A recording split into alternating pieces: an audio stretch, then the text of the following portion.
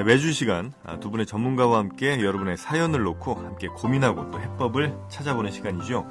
한국인 심리학 콘서트 괜찮아 이 시간을 위해서 두 분 모셨습니다. 가정경영연구소의 강학중 소장님, 그리고 나우미 가족문화연구원의 김숙기 원장님입니다. 두 분 안녕하세요. 안녕하세요. 안녕하세요. 네. 자, 오늘도 좀 사연이 있는데요.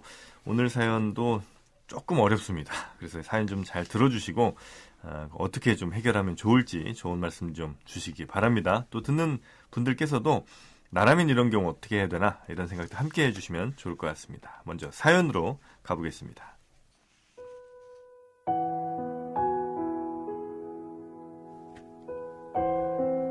안녕하세요. 저는 50대 초반의 주부고 딸 하나, 아들 하나 있습니다. 큰아이가 딸인데 이 아이는 자기 꿈이 명확하고 또 하고자 하는 일에 열정이 있어서 저는 딸아이 걱정은 잘 안 합니다. 문제는 아들 녀석이죠. 지금 지방대학 4년 다니고 있고요. 4학년이고 이제 군대에 가야 되는데 이 군대 가는 것도 차일피일 또 미루기만 합니다. 25살이나 됐으니까 군대 문제를 해결해야 또 취직도 될 텐데 갈 거야, 가겠지 하면서 미루고 있습니다. 지금까지 대학 다니는 동안 자취방, 월세, 또 생활비 등으로 매달 50만 원 넘는 돈을 보내줬고요. 아들은 대학 다니는 내내 아르바이트 한번 하지 않았습니다. 알바를 해라, 안 그러면 생활비 끊는다 이렇게 엄포를 놔도 결국 알바를 안 했고요. 그런 일로 전화로 좀 욕도 했는데 몇 주 동안 사이만 안 좋아졌지 결코 나아지진 않았습니다. 그런 일의 연속이었고요. 그러다 보면 싸우기 싫어서 또 돈을 보내주고 이러다가 4년이 지났는데 아들도 이제 나이가 있다 보니까 엄마 말을 안 듣습니다. 그런데 이 아들의 문제는요, 앞으로 어떻게 살아야겠다는 꿈도 없고 노력도 안 한다는 데 있습니다. 얼마 전에는 자기는 꿈도 없고 능력도 없고 앞길도 막막하니까 그냥 엄마 옆에서 늙을 때까지 살아야지 이렇게 얘기하는데 이게 정말 농담인지 진담인지 진담이라면 어떡하나 소름이 끼치더라고요. 제가 엄마로서 아이를 많이 잘못 키운 것 같기도 하고요. 이제라도 제가 아들한테 어떻게 해야 아이가 정신을 차리고 자신의 미래를 계획하고 살지 정말 막막합니다. 정말 요즘 제 아들 생각만 하면 직장에서 일을 하다가도 머리가 아프고 너무너무 힘듭니다. 많은 분들의 조언 부탁드립니다. 네, 대학 다니고 이제 무엇을 해야 할지 고민이 없는 자신의 미래에 대한 생각이 별로 없어 보이는 이 자식 어떻게 해야 되느냐는 50대 초반 주부님의 사연이었는데요. 두 분은 자제분들이 다 그래도 잘 하고 있죠? 아닙니까? 고민들이 또 있으십니까? 자기 일들을 열심히 하더라고요. 아, 그래요? 네, 제가 너무 신경을 안 써서 그런 것도 있는 것 같습니다. 우리 집만 되게 문제가 많은 것처럼 보이지만 사실 들여다보면요, 크고 작은 분야가 사실은 다 있죠. 없는 집이 없죠. 네. 그러니까 대학만 입학시켜놓으면 문제가 끝나는 줄 알지만 그것도 또 끝이 아니고. 네. 그리고 아마 이 아드님은 모르긴 몰라도 엄마랑 그래도 사이는 좋은 모양입니다. 보통 이제 말 안 하는 아드님들도 많은데 난 죽을 때까지 엄마랑 살아야지 이런 얘기하는 거 보면 여튼 이 아들 때문에 고민이신 이 주부님의 사연에 대한 우리 시민분들의 목소리도 좀 저희가 담아왔는데요. 이 곽지연 리포터가 시민분들의 목소리 지금 담아왔습니다. 함께 들어보시죠. 저도 지금 일남 미녀를 두어 있는 엄마인데 단호하게 그냥 용돈 같은 거는 아예 안 주셔버리면은 본인이 직장 생활을 하든지 아니면 알바를 하든지 본인 살 길을 찾을 수 있다고 저는 생각하거든요. 지금 부모의 마음가짐인 것 같은데 돈 버는 것도 힘들고 어떻게 부모님이 어떻게 돈을 벌고 있는지도 깨닫게 되는 그런 시점이 될 것 같아요. 그러니까 마음 아프시더라도 용돈을 끊어버리는 방법. 군대를 하다 어거지로도 떠밀어서 보내서 동년배들에게 어울려가지고 땀 흘리고 협동하고 위로하고 이런 분위기에서 자라나야만 애가 변화가 될 수 있어. 이 상태로 될 때면 절대 안 되네. 어머니 입장에서는 굉장히 걱정이 많으실 것 같은데요. 본인이 결정을 하고 할 수 있도록 시간을 조금 더 줘야 될 필요도 있다고 생각합니다. 방법은 없는 것 같아요. 왜냐하면 얘기를 계속 해봤자 아들에게는 그게 잔소리 밖에 안 될 뿐이고 결국은 자기가 깨달아야 되는데 깨달음은 언젠가는 온다고 생각을 하거든요. 이 아들 문제만이 아닌 것 같아요.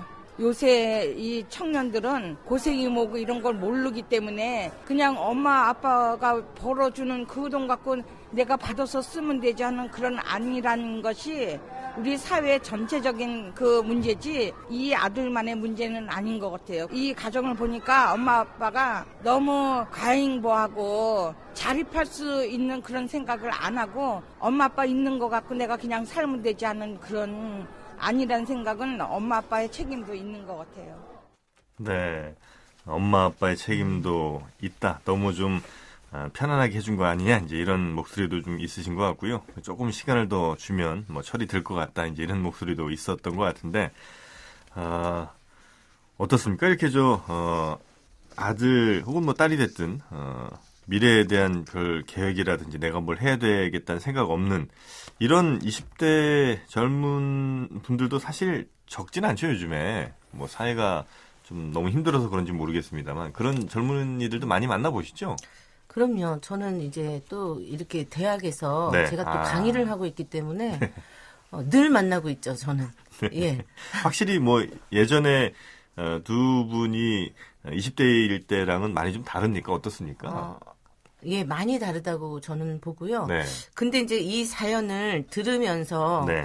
어머님이 좀 많이 조급해하고 계시구나라는 느낌이 들었고, 그 다음에 이제 큰아이가 딸인데 딸은 아주 명확했잖아요. 네. 자기 꿈도 명확하고 네. 아주 자기가 하고자 하는 열정도 있고. 근데 이 큰딸하고 이 아들하고 이렇게 좀 비교하면서 많이 더 조급해하시는 건 아닌가 이런 생각도 좀 들었거든요. 그 부모 입장에서 보면 한없이 부족하고 생각이 짧고 고민도 안 하는 것처럼 보이지만 네. 사실 어떤 의미로 보면 아들 입장에서 보면 고민이 더 많죠, 사실은. 그러니까 내가 제자로 가르치는 학생하고 네. 부모가 보는 관점은 또 달라질 수 있는 거고요.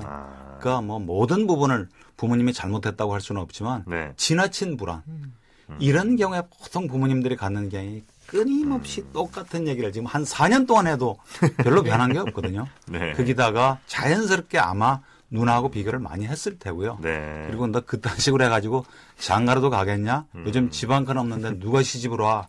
거기서부터 뭐 신용불량자가 되고 지나치게 극단적으로 막 폐인이 되는 것 같은 자꾸 상상을 하다 보면 그 불안이 그대로 자식한테 전이가 돼서 사실은 부모가 걱정하는 대로 네. 자녀가 가는 경우도 많아요. 걱정을 하는 대로. 그래요? 그래서 네네. 우려감이 네. 지나치면 현실로 다가온다. 그 얘기가 있잖아요. 그렇군요. 예. 아마 근데 아들 분도 뭐 겉으로 표현을 안 해도 아마 속으로는 또 다른 생각이 있을 수도 있긴 하겠네요. 말씀 들어보니까. 뭐 어머님이 생각하시는 것만큼 정말 철없거나 아니면 정말 미래에 대한 생각이 전혀 없는 것이 아니라 어쩌면 또 다른 계획을 나름대로는 하고 있는데 그걸 이제 어머니께는 얘기를 뭐 안 하고 있다든지 이럴 가능성도 있긴 하겠네요. 저는 이제 그 가능성도 있고요. 네. 그리고 이제 두 번째 가능성은 뭐냐면 네. 어머님이 지나치게 고민을 하잖아요. 네. 근데 이제 이거죠. 그러니까 어머님이 대신 걱정을 해주고 고민을 하면 당사자는 고민을 덜하고 걱정을 안 한다는 거죠. 네. 그러니까 결국은 이게 누구 문제냐면 네. 아들 스스로 자기의 문제거든요. 근데 엄마가 알아서 다 걱정을 해줘요. 그러니까 그냥 아예 엄마가 걱정해주겠지 이렇게 되는 거죠. 네, 네. 그러니까 그 부분에 대해서 조금 좀 짚어봐야 돼요. 네. 그 제가 아들 입장을 얘기했는데 아들 입장으로 보면 극단적으로 걱정할 이유가 없는 거예요. 네? 엄마가 다 해주니까. 엄포를 놓고 욕을 해도 또 네. 지나면 주거든. 네. 그게 4년 동안 그 이전에 고등학생서부터 지속이 되어 왔는지는 모르죠. 그러니까 학습이 된 거군요. 예. 결국 엄마가 아무리 저렇게 얘기를 하지만 엄마가 줄 준다는 것이다. 걸 알기 때문에 네. 정말 자기 발등에 불이 떨어져서 자기가 감당해야 될 상황이 도래하지 않으면 네. 이 아들은 고민할 이유가 없는 거예요. 저는 한편으로는 그런 생각도 듭니다. 이 어머니가 정말 아들이 도움이 필요하지 않은 상황이 됐을 때 과연 그 상황에 행복해 하실까? 어쩌면 아닐 수도 있겠다. 그러니까 아들한테 자꾸 이렇게 좀 귀찮은 얘기를 하면서라도 뭐 계속 해주는 이 상황을 어쩌면 어머니 스스로는 잘 인지하지 못하시더라도 그게 지금 어쩌면 어머니가 갖고 있는 더 뭐 행복이라면 행복이 아닐까 하는 생각이 살짝 듭니다. 이 또래 자녀들도 그렇고 결혼을 해서 가정을 이룬 자녀들도 그런데 독립 못하는 자녀들의 공통점을 보면요. 자녀들이 바로 쓰지를 못해서 독립 못하는 경우도 있고 부모가 덜어는 그죠? 계속 돈으로 뭔가 여러 가지 영향력으로 자식을 조종하고 그죠? 비교하고 경쟁시키면서 자기 희화에 둘려는 어떤 그런 성향의 부모님도 계세요. 우리가 이제 그래서 이제 그 공의존증, 상호의존증이라고 해요. 그러니까 이 아들도 엄마한테 지금 많이 의존을 할 수밖에 없잖아요. 그러니까 본인이 걱정해야 되고 본인의 미래를 생각해야 되는데 늘 엄마가 앞서서 그 우려감, 불안감 때문에 단정지어서 얘기하신단 말이죠. 그러니까 나 그렇게 되겠구나 이렇게 생각하는 거예요. 그래서 저는 정말 이 방송을 듣는 많은 분들한테 우리가 단정지어서 이야기하는 거 굉장히 조심하셔야 되거든요. 그러니까 예를 들면 나의 불안감, 우려감이 단정적 표현으로 나온단 말이에요. 근데 이제 지금 이분 같은 경우도 아들의 문제는 앞으로 어떻게 살아야겠다는 꿈도 없고 노력도 안 한다는 데 있습니다. 이러고 단정을 지셨어요. 그러면 이거는 이제 곧 이제 위험하게 돼버리는 거죠. 그래, 나 꿈도 없고 노력도 안 해. 엄마도 알고 있잖아. 이렇게 돼버리기 쉽다는 거죠. 그래서 우리가 흔히 쟨 정말 공부 안 해요. 이렇게 얘기하면 그래, 나 공부 안 하는 자식이야. 이렇게 돼버려요. 그래서 그거는 굉장히 조심하셔야 됩니다. 되는군요. 그래서 아까 시민분이 한 번 얘기를 하셨는데 군대를 가라, 아르바이트를 해라 하는 것도 사실은 25살 되는 아이한테 지금 이제 엄마 말도 잘 안 듣는 아들한테 효과적인 방법이 아니에요. 혼자 쓸 수 있도록 경제적인 지원을 어느 정도 예고를 한 다음에 끊어버려야 본인이 아르바이트를 하든지 그죠? 군대도 어떤 의미로 보면 언제 갈 거냐 하는 문제도 자기 문제거든요. 그러니까요. 이 20살 넘은 사람인데 그걸 엄마가 결정해 주는 것도 참 익숙하지는 않습니다. 저는. 그러니까 지가 스스로 결정하고 그 결정에 대한 책임을 질 수 있는 상황을 예고하고 실행에 옮기시는 수밖에 없어요. 어머님은 계속 지금 공수표를 날리신 거예요. 나 안 준다 계속 엄포 놓고 욕 놓고 관계만 나빠지고 아들의 행동은 바뀌지도 않고. 그 사연을 통해서 제가 살짝 또 한번 생각했던 것 중에 하나는 이분이 이제 계속 일을 하시는 모양이에요. 아마 이 어머님께서. 그러다 보니까 아마 뭐 이 학생이 중학교나 고등학교를 쭉 다니는 과정에서도 아마 계속 일을 하셨던 것 같은데 그 상황에서 내가 애한테 해줄 수 있는 게 일단은 뭐 다른 게 별로 없으니 용돈을 좀 더 넉넉히 준다거나 그런 것들이 좀 습관이 되면서 이 아드님이 좀 더 의존적인 것이 강해진 건 아닌가 이런 생각도 좀 들긴 하는데 그 부분은 어떻습니까? 저는 근데 현실적으로 지금 생각을 해봤어요. 지방대학을 다니고 있다는 것 같은데 왜냐하면 자취를 해야 되죠. 자취비, 월세비에다가 생활비에다가 책도 사봐야 되는데 매월 50만 원 정도의 돈을 보내줬다 그랬어요. 결코 많은 돈은 아닙니다. 현실적으로요. 뭐 그렇긴 하네요. 왜 그러냐면 제가 대학생들의 아이들을 저도 우리 아이들이 지금 대학생이었고 그다음에 이제 대학생 아이들을 많이 만나보잖아요. 월세 들어가는 돈 내야 되죠. 생활비 써야 되죠. 책도 사야 되죠. 또 여러 가지 또 소소하게 또 거치는 돈이 있어요. 학교에서도 예를 들면 필요한 돈들이요. 그러면 이 친구는 어떻게 보면 이 돈이 과하게 내가 받았다라고 생각 안 할 확률이 높다는 거죠. 근데 엄마는 지나칠 정도로 내가 너무 많은 거를 얘한테 해줬다. 그러니까 여기에서도 벌써 의견이 이게 충돌이 일어날 수 있다 이거죠. 이제 뭐 슬슬 해결책으로 한번 가보죠. 아버지 얘기가 없어서요. 아버지는 어떤 의견을 갖고 있는지 아버지가 계시다면 부모님이 일관된 태도로 통일된 의견을 제시를 하셔야 돼요. 두 분이 설사 의견이 좀 다르더라도 조율을 하셔서 그래서 한 방에 이 아들이 정신을 차리는 방법은 없습니다. 그 기대하시면 안 되고요. 언젠가 기회가 되면 이 아들하고 부모님이 회담을 한번 하셨으면 좋겠어요. 한 번으로는 안 되고요. 처음에 회담을 시작할 때 네가 25이나 된 건데 걱정되는 마음에 너를 위해서 했다고는 하지만 계속 잔소리하고 욕하고 엄포 놓고 한 거는 정말 내가 조금 생각이 짧았던 것 같다. 사과부터 하세요. 사과부터. 그리고 부모님이 조율하신 쪽으로 앞으로 어느 정도까지 경제적인 지원을 해줄 수 있는지 그 이상은 더 해줄 수가 없다는 것을 협박하듯이 하지 말고 통과하듯이 그런데 네 생각은 어떤지 한번 좀 물어보는 거죠. 필요하다면 그 또래인 누나의 얘기도 누나가 사실 부모보다는 이 아들을 더 이해할 수 있는 부분도 있어요. 그 의견을 조언 삼아서 그렇게 얘기를 한 다음에 즉답을 아들이 못하면 네. 아들한테도 조금 시간적인 유예를 주는 거죠.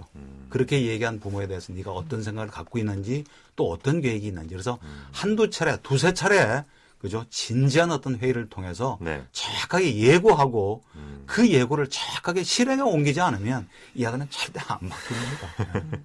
그리고 이제 자식이 이렇게 여러 명 있잖아요. 1명, 2명, 네. 3명 이렇게 있는데 다 똑같을 수는 없어요. 그러니까 네. 같은 환경이라도 같은 부모 밑이라 할지라도 네. 똑같이 다 적용되는 자식은 없어요. 큰아이는 큰아이 나름대로, 작은 애는 작은 애 나름대로의 거기에 맞는 좀 방식과 방법을 좀 해주셔야 되거든요. 네. 근데 이제 우리 소장님께서도 이야기하신 것처럼 네. 저도 뭘 말씀드리고 싶냐면 계속 생활비 끊겠다고 엄포를 놓고 전화로 또 욕도 하고 이거는 좋은 방법이 아니에요. 그러면서도 계속 보내줬잖아요. 네. 그러니까 저는 내용은 단호하게 네. 행동과 결정은 분명하게 그 대신 표현은 부드럽게 해줬으면 하는 바람이 있어요. 네, 네. 예, 그리고 이 부분에 대해서 용돈을 만약에 언제까지 이렇게 보내주겠다라고 하면 행동으로 옮기셔야지만 됩니다. 네, 네. 그러지 않으면 네. 계속 거기에 저러다 말겠지. 이미 그렇겠죠. 익숙해져요. 원장님은 혹시 저 자제분들 언제까지 용돈 주셨어요? 저는 네. 그 부분에 대해서 제가 조금 냉정하게 네. 아이들한테 이제 이야기를 많이 했었나 봐요. 네. 생각 지나칠 정도로 독립적이에요. 그러니까 예를 들면 네. 저는 아르바이트 안 하고 공부를 좀 했으면 하는 마음이 더 컸는데 네. 자기 용돈을 자기가 벌겠다고 그 시간을 굉장히 많이 아르바이트를 하더라고요. 몇 살 때부터요? 그러니까는 그 대학교 들어가면서부터. 대학교 들어가면서부터. 그래서 저는 네. 야, 그 시간에 차라리 공부를 해라. 공부를 해서 장학금을 받는 게 낫지 않을까? 이제 이렇게 이제 저는 이야기를 했는데도 그거는 그거고 자기가 돈을 벌어서 자기는 이렇게 외국에 좀 나가보고 싶다는 거예요. 그러면서 편의점에서 알바도 하고 네. 자기 나름대로 또 무슨 사무보조 또 알바도 하고 많은 알바를 하고 지금도 마찬가지예요. 우리 딸도 그렇고. 예. 그래서 그러한 부분들도 제가 이야기를 이렇게 만약에 요 부분에 대해서는 대학 들어가면서부터는 너희들이 이렇게 좀 해야 되지 않냐 이렇게 이야기를 하고 말한 대로 이제 실천을 하고 그렇게 되면 아이들은 또 마음의 준비를 하고 있습니다. 네, 네, 네. 혹시 소장님은 자제분들 용돈 대학생 때 얼마 주셨습니까? 원장님하고 거의 비슷한데 저도 네. 아주 엄격했습니다. 저도 그때 학생들을 가르쳐서 학생들한테 양해를 구하고 네. 용돈의 평균 액수하고 네. 그 용돈에 뭐가 포함되는 것까지를 조사를 한 다음에 네. 아들하고 조정을 해서 저희 아들 녀석하고 딸 아이는 네. 대학교 때부터 계속 아르바이트 했죠. 뭐 그것만큼 아주 단호했는데요. 예. 불만은 없었고요. 불만이 있죠, 당연히. 사는 형편으로 봐서 조금 더 보태줄 수도 있는데. 네. 그래서 한 번은 자기가 카드를 못 돌려막아서 네. 그 카드를 돌려막기 위해서 한 번 휴학하겠다는 거. 그래서 휴학하라고. 그래서 카드 돌려막기도 했습니까? 아니요. 자기가 했던 신용카드 이제 액수를 다 못 갚으니까 아르바이트를 해서 그걸 이제 갚아야 되니까 아버지가 네. 좀 빌려줬으면 해서 내가 분명히 그렇게 얘기를 했는데 네가 감당을 못한 거니까 네. 네가 책임지라고 해서 아주 뼈아픈 휴학을 한 학기 했었죠. 그러면 그 이후로는 뭐 내가 돈을 쓸 때도 확실히 그 생각을 안 할 수가 없겠군요. 당연히요. 그러니까 그 대가를 치러야 되는데요. 네. 여기서 이제 아버님 얘기가 계속 안 나와서 그러는데 네. 아버님하고 어머님 역할을 한번 좀 바꿔보세요. 어머님이 계속 아들하고 그죠? 직접적으로 부닥쳐서 자꾸 관계가 안 나빠졌다면 네. 아버지가 이제 그 역할을 이제 25쯤 되니까 어머니는 조금 빠지시고 네. 그리고 한 가지 조심해야 될 게 네. 딱 한 번만을 조심하셔야 돼요. 절대 안 준다고 해놓고 네. 딱 한 번만 딱 이번 한 번만 더 보태줄 테니까 이제 다음에 정신 차리라. 아. 그 딱 한 번이 아니라는 걸 아들은 알기 때문에요. 그 딱 한 번 만들지 마시길 바랍니다. 막 그 사랑하는 아들이 엄마 앞에서 이렇게 찡찡대면서 엄마 딱 한 번만 해줘. 뭐 이렇게 되면 또 엄마 마음이 약해질 수는 있는데 나중에 훨씬 더 감당하기 더 어려운 경우가 생겼을 때를 대비해서 네. 지금 대가를 치르시는 게 낫습니다. 네. 하여튼 뭐 어머님이 가셔야 될 길은 거의 뭐 명확한 것 같습니다. 아들에게 일단은 스스로 인생에 책임을 질 수 있는 그 이야기 꼭 좀 하셔야 될 것 같고 다만 뭐 기간은 좀 유예해 주실 수 있는 걸로 예를 들어 예고를 뭐 한 3개월 혹은 뭐 6개월 후에는 더 이상 없다. 이제 이런 예고를 좀 해서 계획을 세울 수 있게 해 주시고 단호한 말씀 그리고 아주 분명한 태도, 다만 조금 부드러운 말 이렇게 해주시면 좋을 것 같다. 긍정적인 비전. 네, 긍정적인 함께 비전. 주셨으면 좋겠습니다. 알겠습니다. 오늘 굉장히 좀 답변이 또 해결책이 명쾌하게 좀 나온 게 아닌가 굉장히 기쁩니다. 제가. 네. 자, 사연을 통해서 이 시대 한국인들의 고민을 함께 나누는 시간이죠. 한국인 심리학 콘서트 괜찮아 괜찮아. 지금까지 가정경영연구소의 강학중 소장님 그리고 나우미 가족문화연구원의 김숙기 원장님이었습니다. 두 분 고맙습니다. 예, 고맙습니다. 감사합니다.